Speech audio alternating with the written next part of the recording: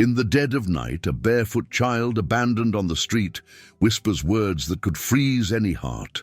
But when a cold and calculating millionaire sees her, something awakens within him. Something he swore he'd never feel again.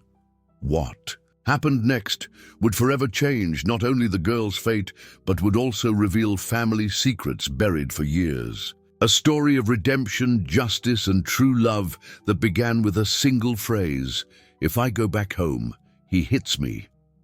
Subscribe to the channel to receive heartwarming stories every day.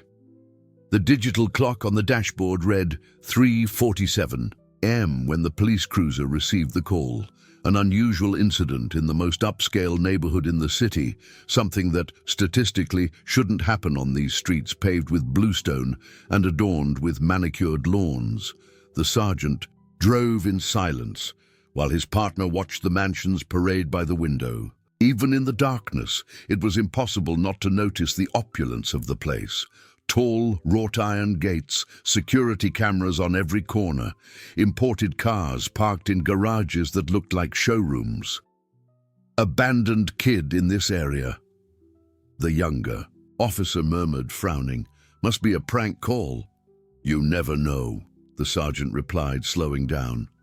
Up ahead, the headlights illuminated a small silhouette walking slowly along the sidewalk. It was a girl of approximately 7 years old, barefoot, wearing a faded pink dress that had seen better days.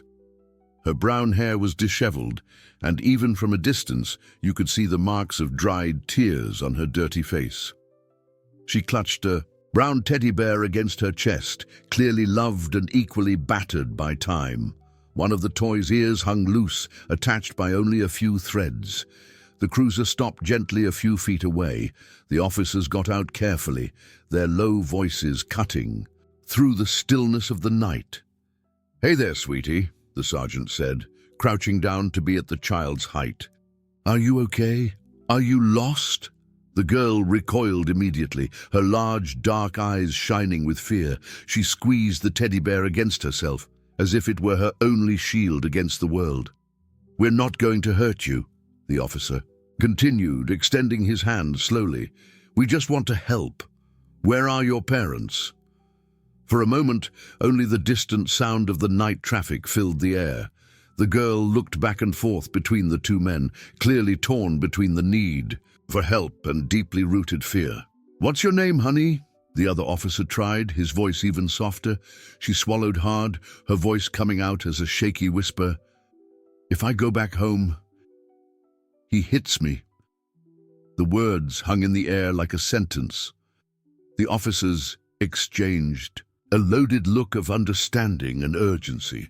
This wasn't a lost child, it was a child running away. The sergeant immediately activated the radio, requesting the presence of Child Protective Services and a specialized team. Meanwhile, his partner tried to maintain the conversation, seeking more information without pressuring the little girl. "Are you hungry? Thirsty?" he asked gently.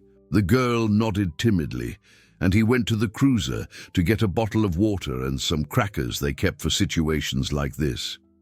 But what none of the officers noticed was the black Bentley parked strategically in the shadows, about 50 yards away. Inside the vehicle, a man watched the whole scene with a disturbing intensity. He was tall, probably in his 40s, with dark hair slightly graying at the temples. He wore an expensive suit even at this hour of the morning, and his eyes, cold as gemstones, were fixed on the child. Initially, his expression was one of mere curiosity. After all, any police activity in this neighborhood where he owned 3 properties was of interest to him. But when he heard those 6 words, "If I go back home, he hits me," something inside him broke. His hands, which held the steering wheel with corporate firmness, began to tremble. His face, normally impassive in multi-million-dollar meetings, paled visibly. He knew that pain well. He knew the fear in a child's eyes. He knew the feeling of helplessness, of despair, of having nowhere to run. But there was something more. When the streetlight briefly illuminated the girl's face, he felt like he'd been punched in the stomach. Those eyes, were identical to those of someone he lost long ago, someone who still visited his dreams on the loneliest nights. Anna. The name echoed in his mind like a painful echo. The woman he loved intensely, briefly, and who disappeared from his life, leaving only unanswered questions and a void that he tried to fill with work and coldness. He picked up his cell phone with trembling hands and called his personal lawyer. "I need you here. Now," he said without even waiting for a greeting from the other side of the line. "It's almost 4 in the morning, boss." "Now," he repeated, then hung up.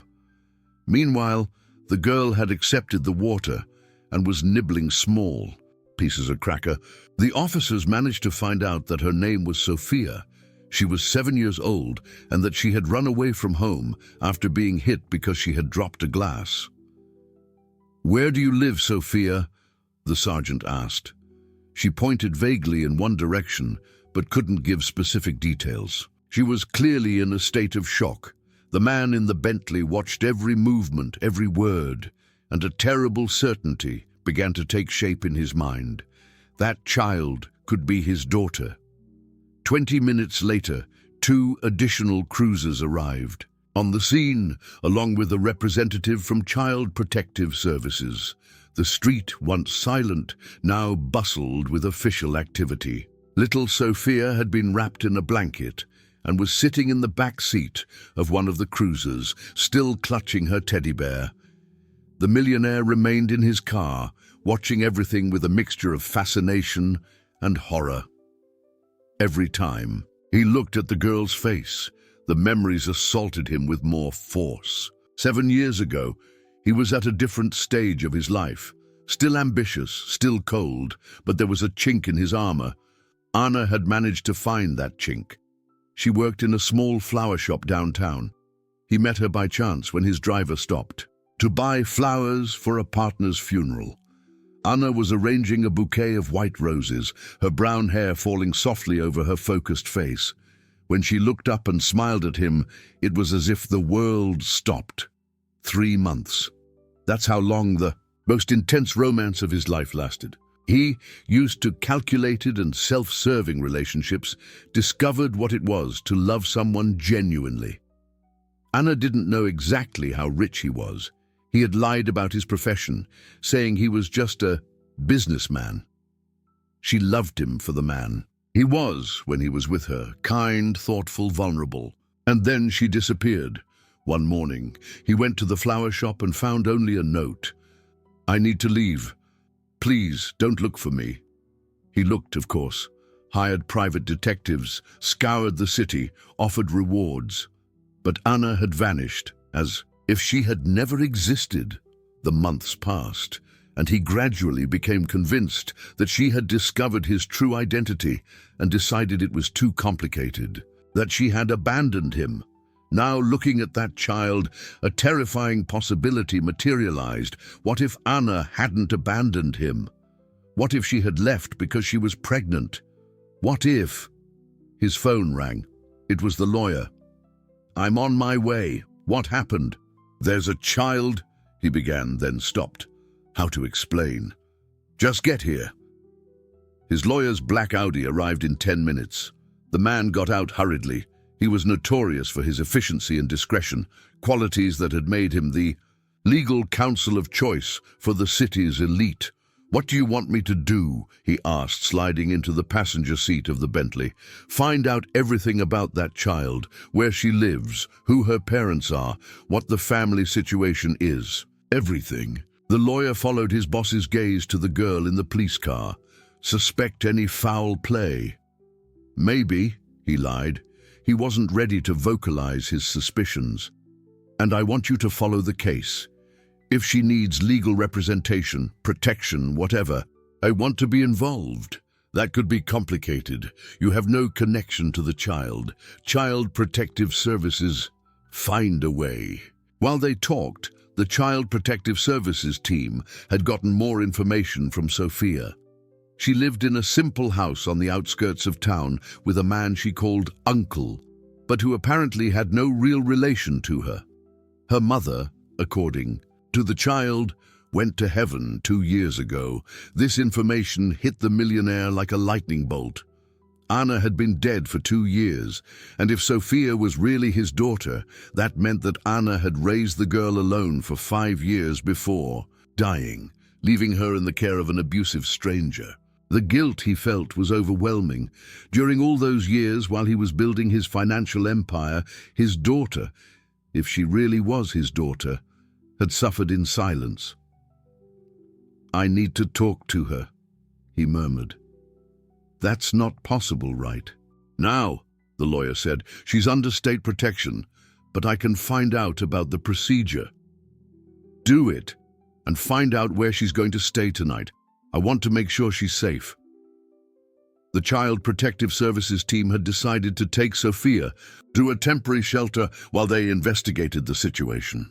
The girl, exhausted, allowed the social worker to carry her to the official car.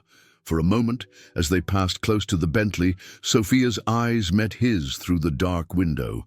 It was only a second, but in that instant, he was sure. Those were Anna's eyes, and consequently his own eyes.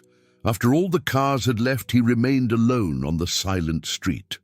The lawyer had left to begin the investigations, and he was there, in the luxurious leather seat of his car, facing the possibility that his entire life was about to change.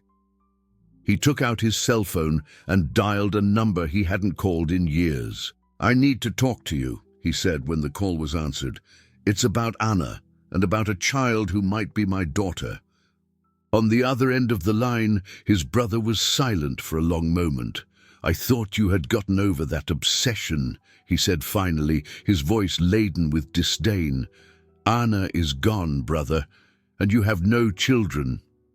"Maybe I do, and maybe it's time to find out the truth." He hung up before his brother could answer. As he drove back home, an iron determination settled in his chest. He had spent the last 7 years building walls around his heart. Now maybe it was time to tear them. Dawn found the millionaire in his private office, surrounded by papers and photographs that his team of investigators had managed to gather in a few hours. His influence and resources allowed him to accelerate processes that would normally take weeks.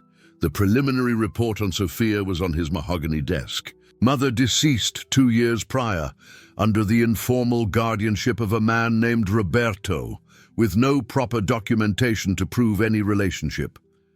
The girl had been found multiple times on the street, always running away from home after episodes of domestic violence, but it was the birth certificate that made him stop breathing. Mother's name, Ana Carolina Santos. His hands trembled as he held the document. It was her. It had to be her. How many Ana Carolina Santoses could there be in the city? And the space for the father's name was blank. He got up from his chair and walked to the panoramic window that offered a privileged view of the city. Down below, thousands of people were starting their days, oblivious to the drama unfolding at the top of that building. His phone rang. It was his brother. "I've been thinking about our conversation yesterday," said the familiar voice, but there was something calculating in his tone. "Maybe we should talk in person." 40 minutes later, the two met in the office. Despite being brothers, they were physically very different. While the millionaire had an imposing presence and piercing eyes, his brother was shorter, with softer features, but equally shrewd eyes. "So you really believe that child is your daughter?" he asked, sitting in the leather armchair in front of the desk. "The evidence points in that direction." "Evidence," repeated the brother, with a smile that didn't reach his eyes. "You've always been too emotional when it came to that woman. Anna made you lose your mind once, and now some random kid is doing the same thing." "She's not some random kid. She's her daughter. Supposedly her daughter. And even if she is, that doesn't mean she's yours." The millionaire turned to face him completely. "Why are you so interested in convincing me that she's not my daughter?" The question hung in the air like an accusation. The brother shifted uncomfortably in the chair. I'm trying to protect you. You've spent years building this empire. Your reputation, your emotional stability, all of this can be destroyed if you get involved with this situation. Traumatized children, investigations, public scrutiny. What if she is my daughter and I do nothing? Then you'll remain a successful businessman instead of becoming an inexperienced single dad fighting the system. His brother's words echoed in the silence of the office. There was logic there, a cold and calculating logic that the millionaire recognized well. It was the same logic that had guided him for years in business. But there was also something else in his brother's tone. Something he couldn't quite put his finger on. After his brother left, he was alone with his thoughts. Logic said to walk away. His life was organized, predictable, controlled. A traumatized child would change all that, especially a child who could awaken in him feelings he had buried long ago. He tried to focus on work. He had an important meeting with Japanese investors, 3 multi-million-dollar contracts awaiting his analysis, and a corporate merger that depended on his decision. These were the things he understood, that he mastered. But the image of Sophia's frightened eyes kept popping into his mind. Around noon, his lawyer called with an update. I've got some background on the child. Roberto is not a blood relative of the mother. Apparently, he offered to take care of Sophia after Anna's death, but there's no formal legal documentation. Child Protective Services is investigating the allegations of abuse. What about the shelter where she is? It's a reputable institution, but temporary. If they don't find a suitable family, or if relatives don't come forward, she'll likely be placed for adoption. The word adoption hit the millionaire like a punch to the gut. The idea of Sophia being raised by strangers, while he what? Continued his life as if nothing had happened? I want to see her, he said impulsively. That can be arranged, but you'll need a plausible justification, maybe as a potential foster parent. No, as the biological father. That's a lot more complicated. You'd have to prove kinship, undergo psychological evaluations, have your financial and personal life scrutinized, then start the process. After hanging up, he leaned back in his chair. He had just made a decision that would change his life forever. Or maybe he was just making the biggest mistake of his career. But when he thought of Sophia's eyes, of the way she hugged that battered teddy bear, of the small voice saying, "He hits me," he knew he couldn't just move on. Some battles were worth fighting, even when you weren't sure you could win, especially when a helpless child was depending on your courage. 3 days after that early morning that changed everything, the millionaire finally got authorization to visit Sophia at the shelter. His lawyer had worked tirelessly, using a combination of political influence and legal arguments to secure permission. Hope House was located in a modest neighborhood of the city, a stark contrast to the world of luxury where he lived. The 2-story building was well maintained, with walls painted light yellow and a small garden in front where some children were playing under the supervision of staff. He parked the Bentley a block away and walked to the entrance. He didn't want his arrival to cause a stir or for the children to feel intimidated by the display of wealth. The director of the shelter, a woman in her 50s with graying hair and gentle eyes, greeted him in the administration office. Sophia has been having nightmares since she arrived, she explained, flipping through a folder with notes. It's common in cases of trauma, but she refuses to talk about what happened at home. She just keeps repeating that she doesn't want to go back. How is she adapting? Better than we expected. The other children have welcomed her well, and she has shown a particular attachment to Maria. The director smiled. Maria is our most experienced staff member with traumatized children. They walked through the simple but cozy hallways. On the walls, colorful drawings made by the children themselves told stories of hope and innocence. The millionaire felt strangely out of place in that environment. When was the last time he had been in a place where money didn't matter, where people genuinely cared about each other. "She's in the backyard," said the director, stopping in front of a glass door. "But I need to warn you, Sophia is still very scared of adult men. She may hide or remain silent." Through the glass, he saw her. Sophia was sitting alone on a swing, pushing herself gently with her feet on the ground.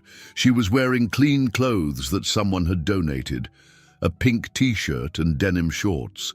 Her hair was styled in 2 pigtails, and her face, now clean, revealed a delicate beauty that instantly made him think of Anna. But it was the teddy bear in her lap that really touched him. Someone had sewn the loose ear back on and washed the toy, but Sophia still hugged it as if her life depended on it.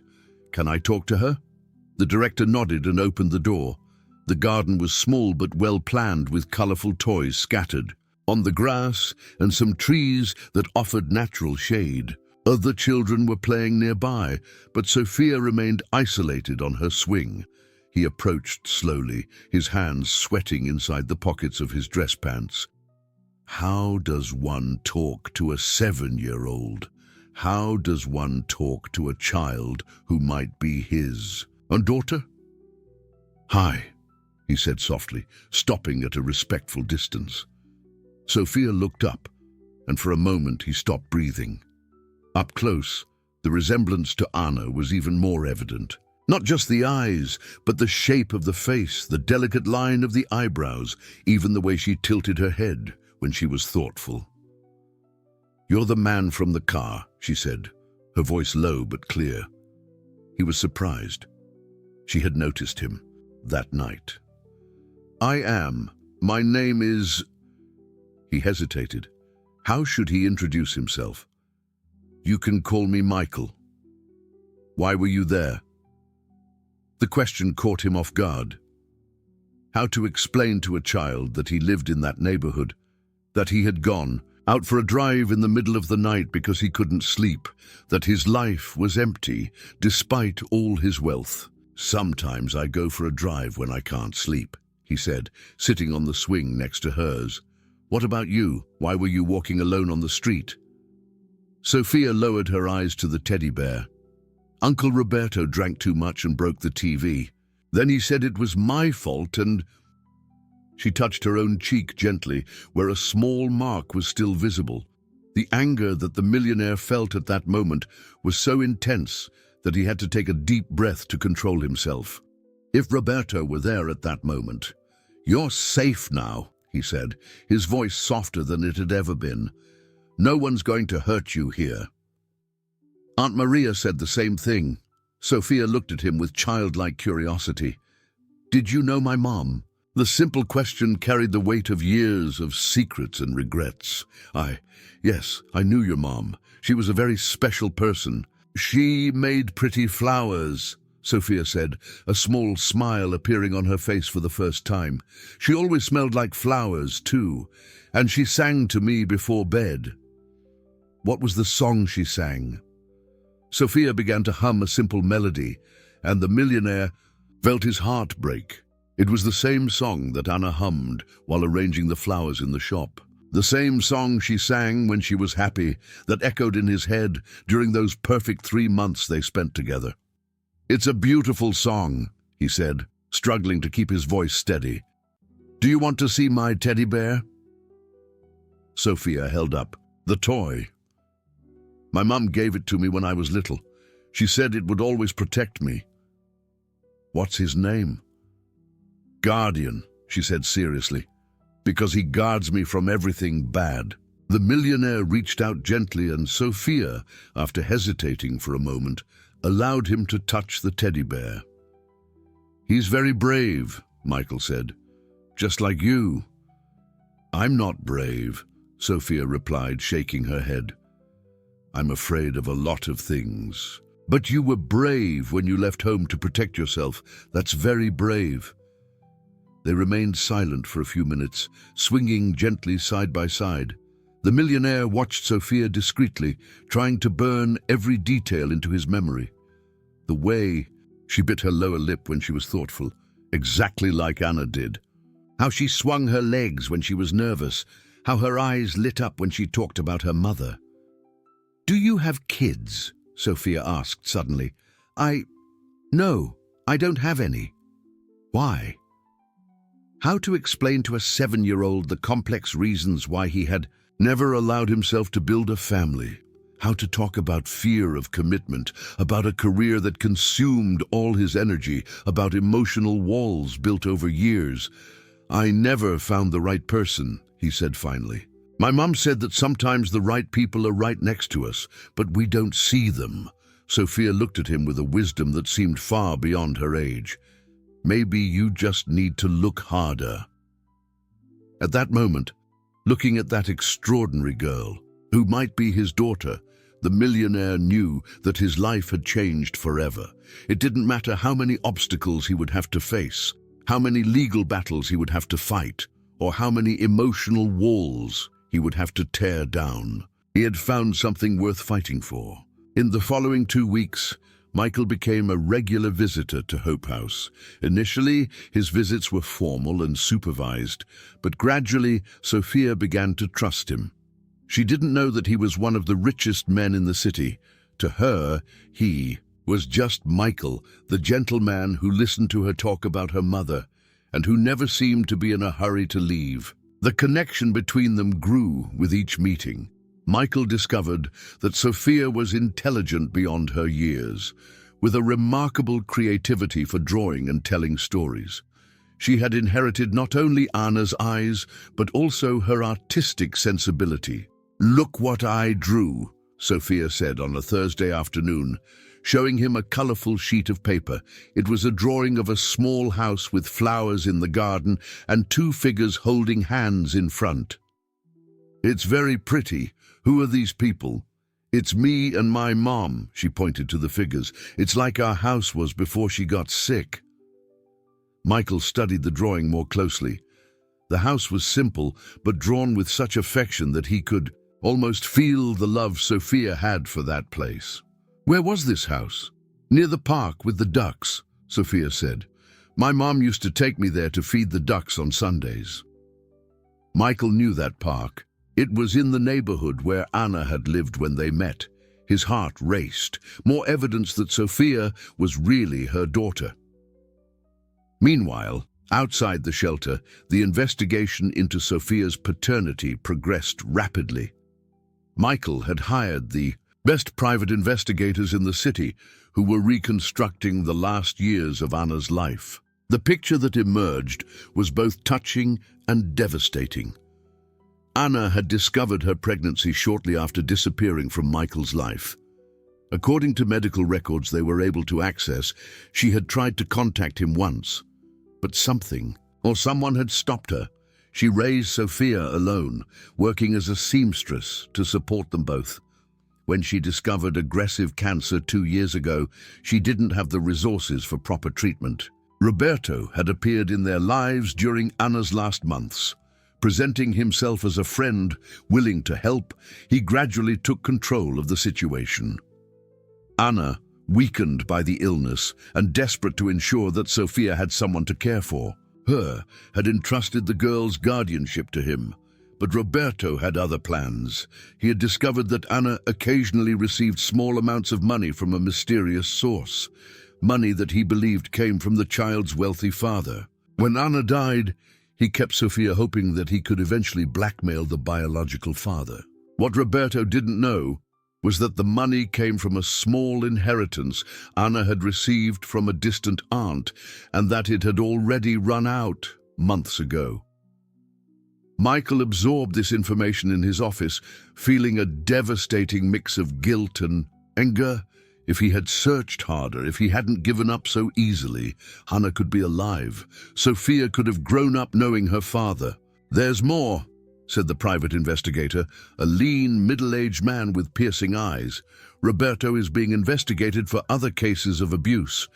Apparently, he had already cared for other children in similar situations." "What do you mean by that?" "He has a pattern. He approaches single mothers in vulnerable situations, offers help, and then takes control when they can no longer resist. 2 other children have passed through his hands in the last 5 years. The revelation made Michael nauseous. Sophia had been a victim not only of domestic abuse, but of a systematic predator who preyed on orphaned children. Where are these other children now? One was adopted by a family after being rescued. The detective hesitated. The other ran away at 14 and was never found. Michael closed his eyes, imagining Sophia growing up under the care of that monster.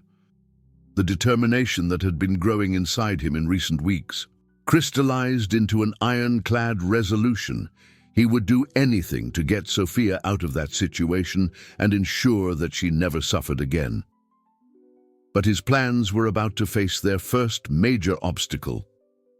The following Friday, when Michael arrived at the shelter for his usual visit, the director intercepted him at the entrance.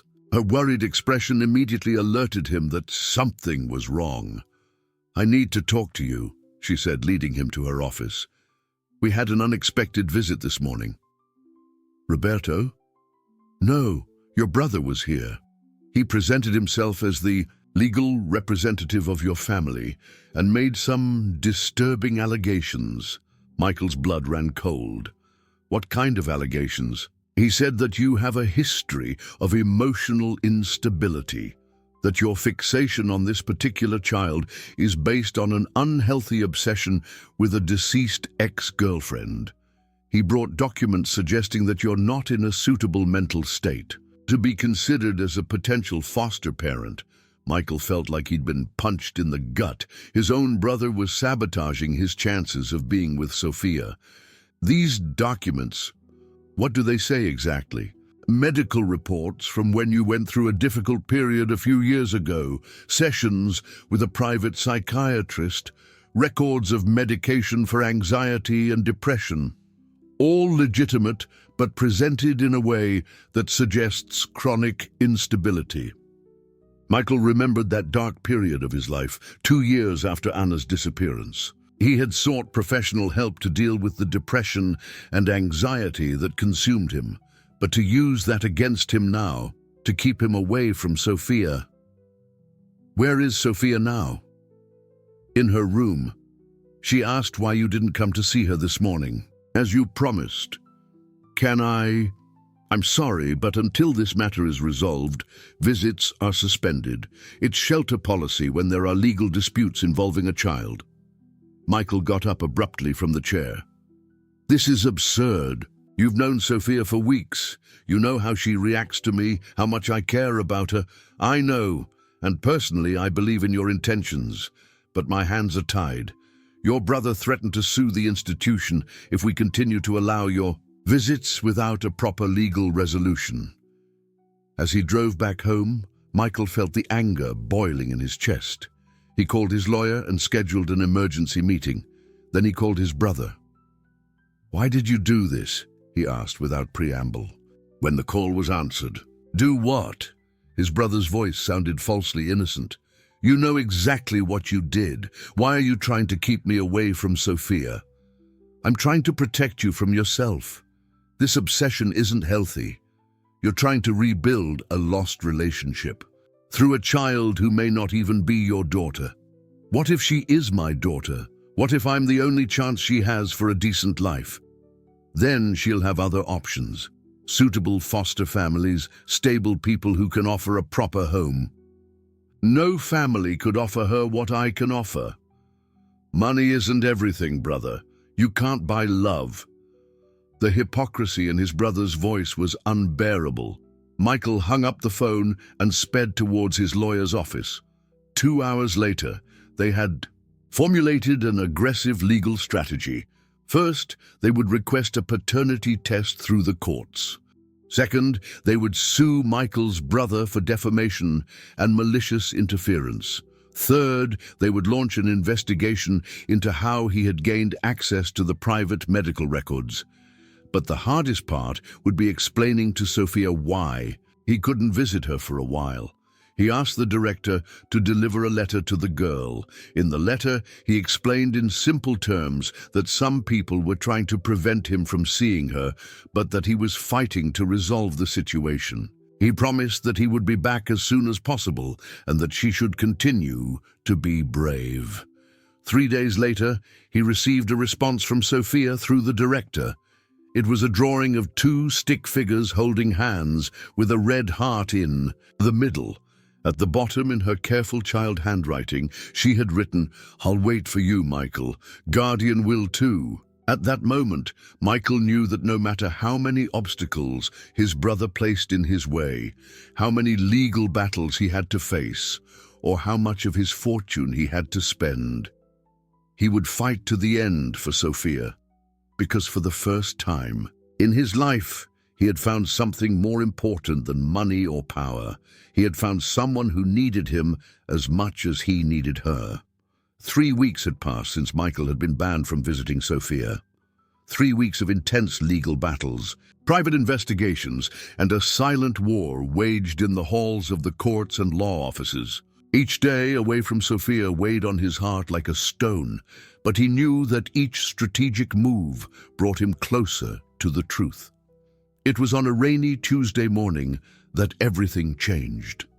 Michael was in his office reviewing documents for the paternity test that had finally been authorized by the judge when his lawyer entered with an expression he had never seen before, a mixture of shock, anger, and something that looked like satisfaction. "You need to sit down," the lawyer said, closing the door behind him. "What happened?" "Our private investigator has made a significant discovery." He placed a thick folder on the desk. "It's about how your brother gained access to your medical records, and it's about much more than that." Michael opened the folder and began to read. At first, the information seemed technical, records of telephone calls, bank transactions, correspondence. But as he continued reading, the picture that emerged left him progressively more horrified. "Your brother not only violated your privacy to get your medical records," explained the lawyer, "he hired detectives to investigate you months ago. But the investigation revealed something he didn't expect to find." Michael raised his eyes from the documents. "What exactly?" "Evidence that he knew about Sophia long before that night on the street. In fact, he knew about Anna being pregnant, and there's more. He was the one who prevented Anna from contacting you 7 years ago." The words hit Michael like a lightning bolt. He read the documents more carefully, his hands trembling slightly. There were records of payments made by his brother to a shady law firm, intercepted correspondence, even recordings of telephone calls. The story that emerged was sordid and calculating. 7 years ago, when Anna tried to contact Michael to tell him about the pregnancy, his brother had intercepted the communication. He hired people to convince Anna that Michael wasn't interested in starting a family, that he considered her just a passing fling. More than that, his brother had offered Anna money to leave town and never look for Michael again. Anna, pregnant and desperate, had initially refused. But when the pressures intensified and veiled threats were made, she yielded and disappeared. "Why would he do this?" Michael murmured, still processing the magnitude of the betrayal. "The answer is on the last page," the lawyer said grimly. Michael turned the pages until he found a document that made him stop breathing. It was a copy of his father's will, with handwritten notes from his brother. According to inheritance laws, if Michael had legitimate children, the division of the family inheritance would change drastically. Currently, the 2 brothers equally divided the empire built by their father. But if Sophia was recognized as Michael's legitimate daughter, she would be entitled to a significant portion of the inheritance. "He destroyed my life and Anna's life to protect his inheritance," Michael said, his voice low but filled with a cold rage. "That's not all. There's evidence that he kept surveillance on Anna during all these years. He knew she was sick. He knew about Sophia, and when Anna died, he made sure the child stayed with Roberto, a man he could control and who would keep Sophia away from you. Michael got up abruptly from his chair, walking to the window. Outside, the rain was falling heavily, obscuring the view of the city. His entire life had been a lie, orchestrated by his own brother. Is Roberto working for him? Not directly, but there's evidence that your brother facilitated Sophia's informal guardianship with Roberto, providing small amounts of money occasionally to keep the situation stable. Roberto thought the money came from the child's biological father, who would eventually appear. The irony was bitter. His brother had created a system where he indirectly financed the abuse of his own daughter, all to keep Michael away from her. Where is my brother now? In his office, seemingly unaware that we've discovered everything. The question is, what do you want to do with this information? Michael returned to the table and picked up the phone. He called his brother. I need to see you now in my office. I'm busy. It can wait until now. The authority in Michael's voice left no room for discussion. 40 minutes later, his brother walked into the office with his usual casual arrogance. But his expression changed when he saw the documents scattered on the table and the icy expression on Michael's face. Sit down, Michael said, his voice dangerously calm. The brother hesitated, then sat in the armchair, his eyes quickly scanning the visible papers. You're going to explain everything from the beginning, Michael continued. I don't know what you're talking about. Michael picked up an audio recording and pressed play. His brother's voice echoed in the office, clear and unmistakable, instructing someone on how to keep Anna away from Michael. The brother's face paled. That was 7 years ago. I was trying to protect you. Protect me? Michael got up, his voice rising for the first time. You destroyed the life of an innocent woman. You destroyed my life, and you condemned a child to years of abuse. Anna wasn't good for you. She was from a different class, had different goals. She was pregnant with my daughter. You didn't even know if she was your daughter, and you still don't know. Michael grabbed another document and threw it on the table in front of his brother. The paternity test came back yesterday, 99.97% match. Sophia is my daughter, and you stole 7 years of her life from me. The silence that followed was deafening. The brother stared at the test result as if it were his own death sentence. What do you want? He asked finally, his voice defeated. I want you to get out of my company. I want you to relinquish any stake in the family business. And I want you to disappear from Sophia's life and my life forever. You can't force me to. Michael leaned over the table, his eyes flashing with an iron determination. I can and I will. Because if you don't accept these conditions voluntarily, I'm going to the police with all this evidence. Interception of correspondence, extortion, facilitation of child abuse. How many felonies do you think you can fight with your lawyers? The brother remained silent for long minutes, processing his limited options. And if I agree, what happens to me? You'll have enough to live comfortably for the rest of your life, as long as you disappear and never interfere in my family. Again. Family, the brother laughed bitterly. You don't even know that child. Do you think you can just show up in her life and everything will be okay? I'm going to learn, and I'm going to spend the rest of my life making up for the 7 years you stole from me with her. An hour later, the documents were signed.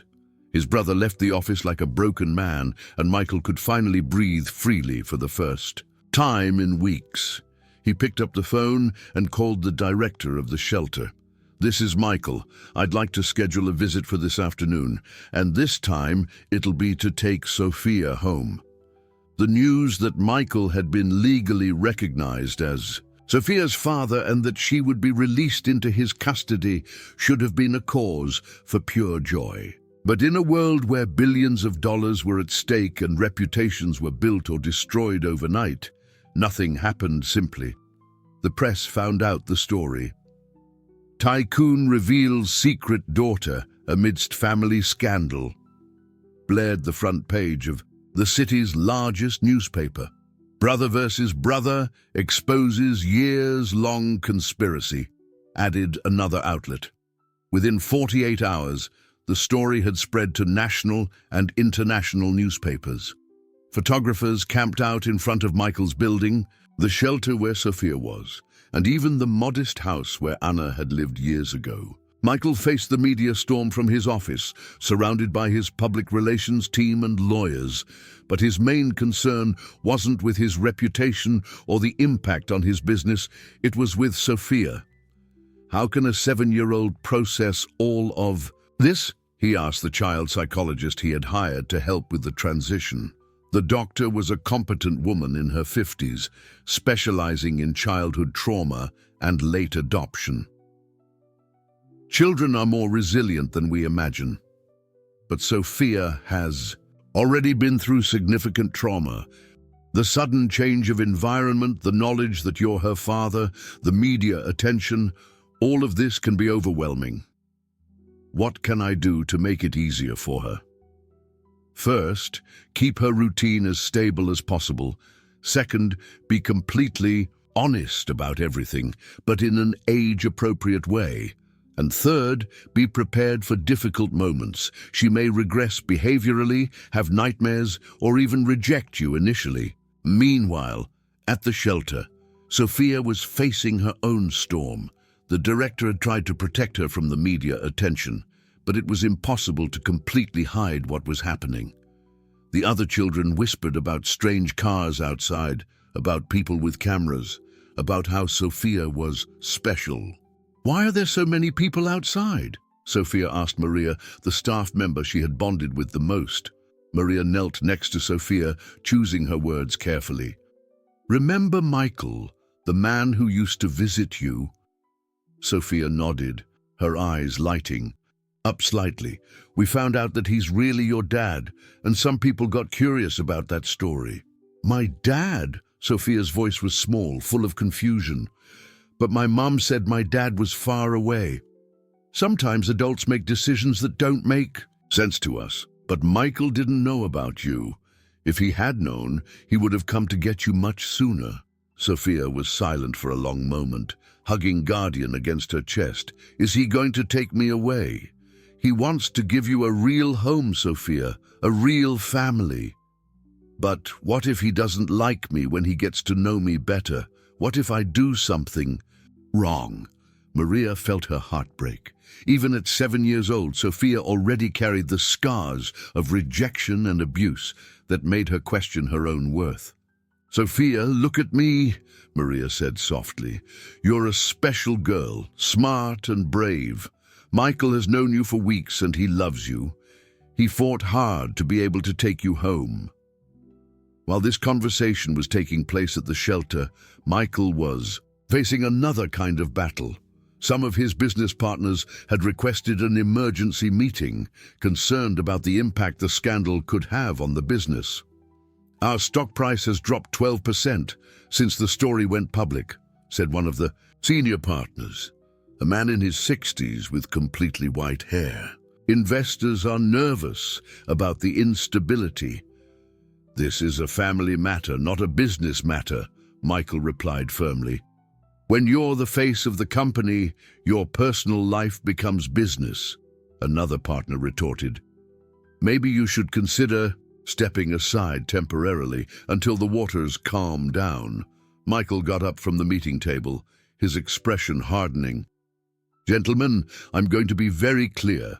This child is my daughter and she is my absolute priority. If any of you have a problem with that, you can sell your shares. I'll buy them." The silence in the room was palpable. Michael had never spoken to his partners that way. "You're letting your emotions cloud your judgment," said the senior partner. "On the contrary, for the first time in my life, I'm seeing everything with total clarity." Michael left the meeting and went directly to the shelter.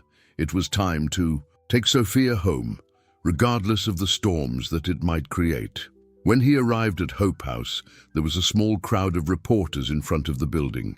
He parked in the back and entered through the back entrance, which the director had made available to avoid the media circus. Sophia was in her room, organizing her few belongings into a small backpack. When Michael appeared in the doorway, she ran to him. "Michael," she said, hugging his legs, "Aunt Maria said you're really my dad." Michael knelt down to be at her level, his hands gently cupping Sophia's small face. "That's right, I'm your dad, and I'm so sorry it took me so long to find you. You're not going to take me back to Uncle Roberto, are you?" "Never. Roberto will never get near you again, I promise." Sophia studied his face for a moment, then nodded seriously. "Guardian said you seemed trustworthy." Michael smiled, touching the teddy bear gently. "Guardian is very wise.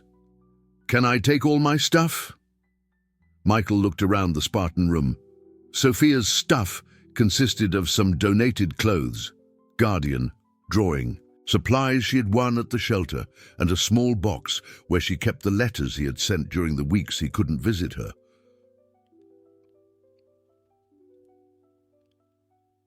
"Of course, and we're going to buy everything you want for your new room.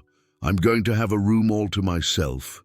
You're going to have everything you want, Sophia, but more importantly than that, you're going to have a dad who loves you and will never let anyone hurt you." When they left the shelter through the back entrance, Sophia held Michael's hand tightly. The reporters, who had discovered their departure, shouted questions and flashed cameras. Sophia was startled by the noise and the lights hiding her face in Michael's coat. "Why are they yelling?" she whispered. "Because sometimes people get curious about important things, but we don't have to talk to them." Michael shielded her with his body as they walked to the car, his hands gently covering her ears to muffle the noise. When they were finally safe, inside the Bentley, Sophia looked out the back window at the shelter that had been her home for weeks. "I'm going to miss Aunt Maria," she said sadly. "We can visit her whenever you want, and she can come visit us too." As they drove through the streets of the city towards Michael's house, Sophia watched everything with wide eyes. She had never been to that part of the city, where the houses were enormous and the gardens looked like parks. "Do you live here?" she asked, when they stopped in front of the gates of Michael's property. "Now we live here," he corrected gently. But as the gates opened and they entered the property, Michael could see something in Sophia's eyes that worried him. It wasn't wonder or joy, it was intimidation. The house was too big, too different from everything she knew. At that moment, Michael realized that the legal battle was over, but the real journey, that of becoming a father and helping Sophia become his daughter, was just beginning. And that journey would be much more challenging than any corporate war he had ever faced. Sophia's first night at the mansion was a disaster. The house, which Michael considered cozy, revealed itself to be an intimidating labyrinth for a 7-year-old. The hallways were too long, the ceilings too high, and every sound echoed strangely. Sophia, used to small and welcoming spaces, felt lost in that palace of marble and crystal. Michael had prepared what he believed to be the perfect room for a girl: pink wallpaper, delicate white furniture, a 4-poster bed that seemed straight out of a fairy tale.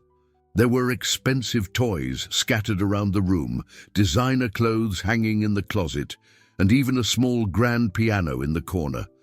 But when Sophia entered the room, she stopped at the door, hugging Guardian, not knowing what to do. "Do you like it?" Michael asked anxiously. Sophia nodded politely, but her eyes didn't sparkle. Everything was too perfect, too new, too different from everything she knew. "Where am I going to sleep?" she asked, looking at the enormous bed. "There." Michael pointed to the 4-poster bed. "It's all yours." Sophia approached the bed slowly, touching the silky fabric of the blankets with reverence, as if it were too fragile for her. "It's very pretty," she said, "but it's too big. What if I get lost in it?" Michael realized that he had made a mistake. He was trying to give Sophia the best of everything, but he had forgotten to ask what she really wanted. "Do you want us to change anything?" Sophia looked around the room, clearly uncomfortable, but trying to be polite. Can I sleep on the floor, like I sometimes did at the shelter?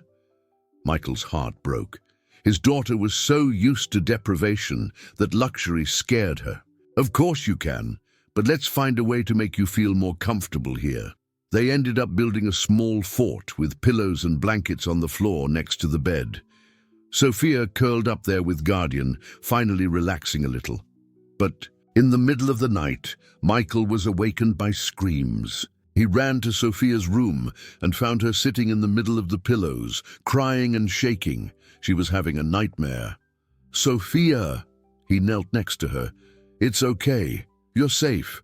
It took her a few seconds to recognize him, her eyes still glazed, over with the terror of the dream.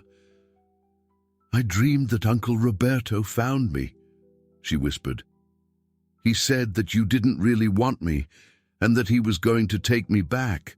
Michael picked her up in his arms, something he did instinctively, despite never having comforted a child before. "Roberto will never touch you again. I promise. And I do want you, Sophia, more than anything in the world. Even if I break something, even if I wet the bed, even if I cry a lot." Each question was like a stab to Michael's heart. They revealed how deeply the abuse had affected his daughter. "Especially if you cry a lot," he said, his voice choked with emotion, "because it means you trust me enough to show me when you're sad or scared." Sophia studied him in the dark, illuminated only by the light from the hallway. "Do you really promise?" "I promise. And you know how you can be sure?" Sophia shook her head. "Because Guardian approves, and Teddy Bear never lies about these things." For the first time since arriving at the mansion, Sophia smiled for real. Michael stayed with her until she fell back asleep, sitting on the floor, next to her fort of pillows. As he watched his daughter's peaceful face, he made silent promises. He would be patient, he would learn to be a father, and he would do everything to heal the wounds that others had caused in that small heart. The following days were a journey of discovery for both of them. Michael discovered that being a father had nothing to do with giving expensive gifts or providing luxury. It had to do with being present when Sophia woke up screaming in the middle of the night, with learning to make the macaroni and cheese that she liked, with sitting on the floor to draw with her for hours. Sophia, in turn, slowly began to explore her new life.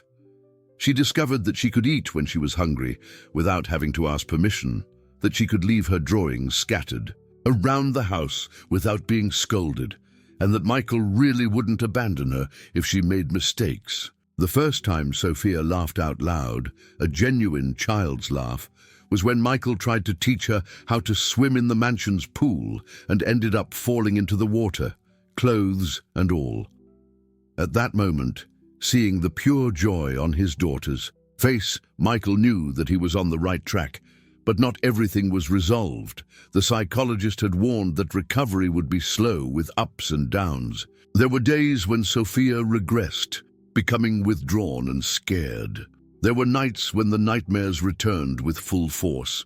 And there were moments when she tested Michael's limits, as if she expected him to eventually get tired of her. It was during one of those crises that the defining moment happened. Sophia had accidentally broken an expensive vase in the living room. It was a piece that Michael had inherited from his father with sentimental and financial value. When the vase shattered on the marble floor, Sophia froze in terror.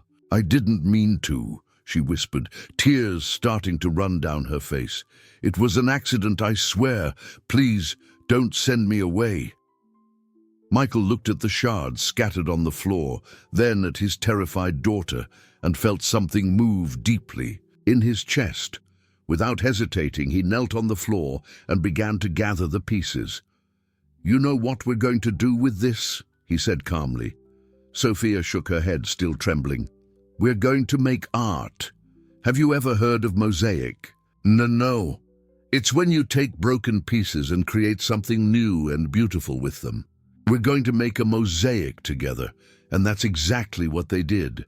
They spent the entire afternoon gluing the fragments of the vase onto a canvas, creating a colorful and unique pattern. As they worked, Michael told Sophia about the vase, about his father, about how sometimes the most beautiful things are born from broken things. "Like us?" asked Sophia, applying glue to a small piece of ceramic. "What do you mean?" "You were sad because you didn't have a family. I was hurt because nobody wanted me, but now we're together and we make a new family." Michael stopped working and looked at his daughter, impressed with her precocious wisdom.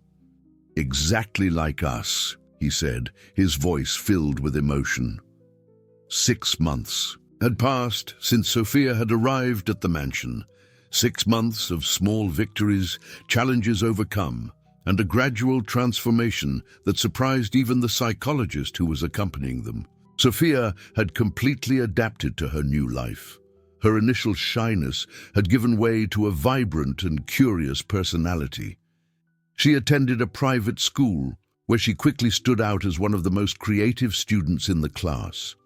At night, she and Michael had established rituals: dinner together, homework time, where Michael discovered he was terrible at second-grade math, and a bedtime story. The relationship between father and daughter had blossomed in a way that Michael never thought possible.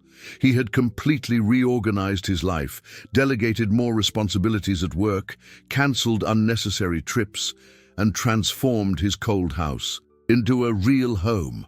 But it was on a spring morning that everything changed again. Michael was having breakfast with Sophia when his phone rang. It was his lawyer, and the urgency in his voice was unmistakable. "I need to talk to you immediately. It's about Roberto." "What about Roberto? I thought he was in jail." "He got a new lawyer, a very good one, and he's contesting your custody of Sophia." Michael felt his blood run cold. Across the table, Sophia was happily munching on her cereal, oblivious to the storm that was brewing. "How can he contest? He's being prosecuted for child abuse. He's claiming that you falsely framed him to get custody. He's saying that he never abused Sophia, that she made it all up because she wanted to live with a rich man." The anger that Michael felt at that moment was so intense that he had to struggle not to shout. "That's absurd. Sophia had physical marks when she was found. His lawyer is arguing that the marks could have other explanations, and they're questioning your ability as a single father, your lack of experience with children, your past emotional instability." Michael looked at Sophia, who had stopped eating and was watching him with concern. "Daddy," she said, "is everything okay?" The word "daddy" still moved him every time she said it. In the first few months, she had only called him Michael. When she finally started calling him Daddy, it was one of the most important moments of his life. "Everything's fine, princess," he lied. "Finish your breakfast, I'll take you to school." But after dropping Sophia off at school, Michael went straight to his lawyer's office. What he discovered there left him even more furious. Roberto wasn't acting alone. There was someone financing his legal defense, someone with enough resources to hire one of the best law firms in the city. "Do you suspect who it is?" Michael asked. "I have some theories, but nothing concrete yet. Whoever is behind this has a lot of money and a lot of motivation to take Sophia away from you." Michael spent the rest of the day in meetings with lawyers, psychologists, and family law experts. The situation was more complex than he had imagined. Roberto was claiming that he had cared for Sophia for years without any incidents, that she was happy with him, and that she only made up the stories of abuse when she learned that she could have a luxurious life with Michael.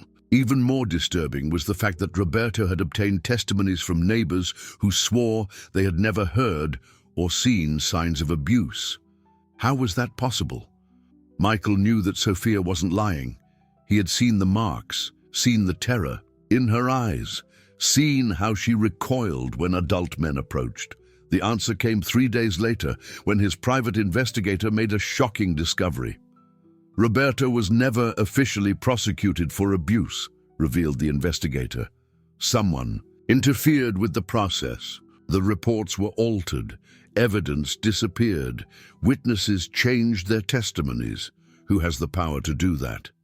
Someone with a lot of influence in the judicial system. Someone who knows the right people and has the resources to make any problem disappear. That night, when Michael was helping Sophia with her homework, his world crumbled completely. Sophia was drawing a happy family, her, Michael, and guardian in front of the mansion, when she said casually, "Daddy, that man who came to talk to me at school today said that you might not be my real dad." Michael stopped breathing. "What? Man? When?" "At recess. He said his name was someone's uncle and that he needed to ask me some questions. He said that Uncle Roberto missed me and that maybe I would have to go back to him." Michael felt like he'd been punched in the gut. Someone had gained access to Sophia's school, had spoken to her without authorization, had planted seeds of doubt and fear in her mind. "Sophia, look at me," he said, gently taking her face in his hands. "It doesn't matter what that man said. It doesn't matter what anyone says. You are my daughter. I am your father, and no one is going to separate us. Do you understand?" Sophia nodded, but Michael could see the shadow of fear returning to her eyes. "I don't want to go back to Uncle Roberto," she whispered. "And you won't, I promise." But even as he made that promise, Michael knew he was facing a battle that he might lose. Someone very powerful was determined to destroy his family. And for the first time since finding Sophia, he felt real fear. Not fear for himself, but absolute terror of losing the most important person in his life. The trial to determine Sophia's custody was scheduled for a rainy Monday in the fall. Michael woke up early, after a virtually sleepless night, watching his daughter sleep and wondering if that might be their last morning together. Sophia had sensed the tension in recent weeks. Despite Michael's efforts to shield her from the legal details, she knew that something important was happening. In recent days, she had regressed slightly, returning to having occasional nightmares and becoming more clingy, as if she was afraid that Michael would disappear. "Daddy, are you going to work today?" she asked during breakfast, her voice small. "I have an important meeting," Michael said, choosing his words carefully. "But Aunt Maria is going to stay with you all day." Maria, the staff member from the shelter with whom Sophia had bonded, had become a regular presence in their lives. Michael had hired her as a nanny and a mother figure for Sophia, and her presence brought a stability and continuity that a traumatized child needed. "Is the meeting about me?" Sophia studied him with those perceptive eyes that reminded him so much of Anna. Michael hesitated, then decided to be honest. "It is, but don't worry, I'm going to fix everything. Do you promise you'll come home?" "I promise, and you know that I never break my promises to you."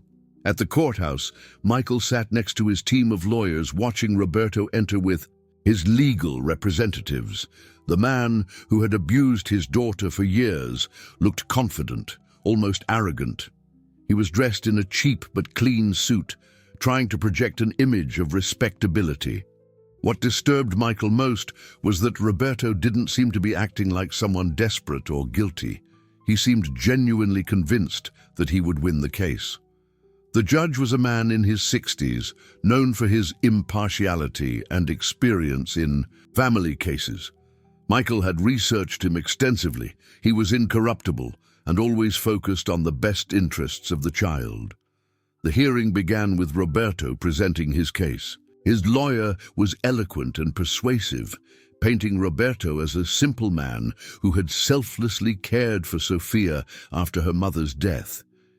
He claimed that the abuse accusations were the fantasy of an impressionable child who had been influenced by the promise of a luxurious life. "My client cared for this child for years," Roberto's lawyer argued, "without resources, without support, motivated only by love and a sense of responsibility. And now, a rich man appears, offers a life of privilege, and suddenly the child remembers. Abuses that never happened." Michael watched Roberto throughout the testimony, looking for signs of nervousness or guilt. But the man remained calm, even convincing at times. Then it was Michael's turn to testify. "Mr. Michael," said his lawyer, "tell the court how you discovered that Sophia was your daughter." Michael took a deep breath and told his version of the story. He spoke about Anna, about how she had disappeared from his life, about the night he saw Sophia on the street. He spoke about the paternity test, about the evidence that his brother had interfered in his relationship with Anna, and the allegations of abuse, the lawyer asked. "I saw the marks on Sophia's body. I saw the terror in her eyes. I heard her say, 'If I go back home, he hits me.' No 7-year-old makes that up." During the cross-examination, Roberto's lawyer tried to attack Michael's credibility. "Mr. Michael, is it true that you have a history of psychiatric treatment?" "It is true that I sought professional help during a difficult period of my life. I consider that a sign of responsibility, not instability. And is it true that you have never had previous experience caring for children?" "It is true, but love isn't learned in courses, and I love Sophia more than anything in this world." The defining moment came when the psychologist who had been treating Sophia was called to testify. "Dr. Paula," asked Michael's lawyer, "what is your professional assessment of the relationship between Sophia and my client? In 6 months of observation, I've seen a remarkable transformation in Sophia. When she began treatment, she presented classic signs of abuse, fear of male figures, recurring nightmares, regressive behavior. Today, she is a confident, happy child, and clearly attached to Mr. Michael. And what about the allegations that she may have invented the abuse?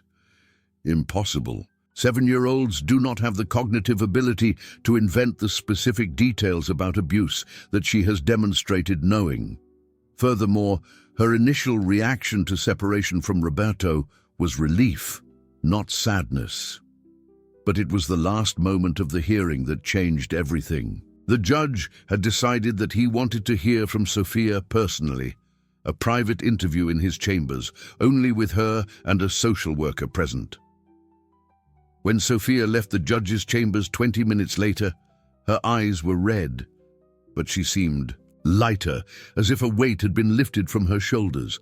The judge returned to the courtroom with a solemn expression. "After considering all the evidence, testimonies, and my conversation with the minor, my decision is clear," he said. "The custody of Sophia will remain with her biological father, Mr. Michael. Furthermore, I order that Roberto maintain permanent distance from the child, and I forward this case for criminal investigation on suspicion of child abuse and perjury." Michael felt his legs go weak with relief. It was official. Sophia was his forever. Across the courtroom, Roberto and his lawyer looked shocked. They clearly hadn't expected this decision. But the biggest surprise came as Michael was leaving the courthouse. His private investigator intercepted him in the hallway. "I found out who was financing Roberto's defense," he said in a low voice. "Who?" "Your brother. He returned to the country using a false identity and was orchestrating everything from behind the scenes. But he made a mistake. He tried to bribe the social worker who interviewed Sophia today. She recorded everything and turned it over to the authorities." Michael closed his eyes, feeling a mixture of anger and sadness. Even in exile, his brother was still trying to destroy his happiness. Where is he now? Being arrested for attempted bribery and violation of the terms of his agreement. This time he won't escape. When Michael arrived home, Sophia ran to him as she always did. "Daddy, how was your meeting?" Michael picked her up, spinning her around the entrance hall. "It went very well, Princess, very, very well. Does that mean I won't have to leave?" "Never. You're going to stay with me forever." Sophia hugged him tightly, and Michael felt tears running down his face. After years of emotional emptiness, of building walls around his heart, of focusing only on money and power, he had finally found what really mattered. That night, as he was putting Sophia to bed, she asked him a question that touched him deeply. "Daddy, do you think Mommy would be happy to know that we're together?" Michael thought of Anna, of the gentle woman he had loved and lost, of the courageous mother who had protected Sophia until the end. "I'm sure she's very happy," he said, kissing Sophia's forehead, "and very proud of you." "Of both of us," Sophia corrected sleepily.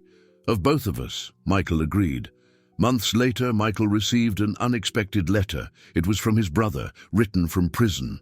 The letter was brief, asking for forgiveness and admitting that envy and greed had destroyed not only his life, but had almost destroyed Michael's chance to know his daughter. Michael read the letter once, then burned it. Some wounds were too deep to forgive, but he didn't hold a grudge. He simply moved forward with his new life. Sophia blossomed completely. She became a bright, creative, and full-of-life child.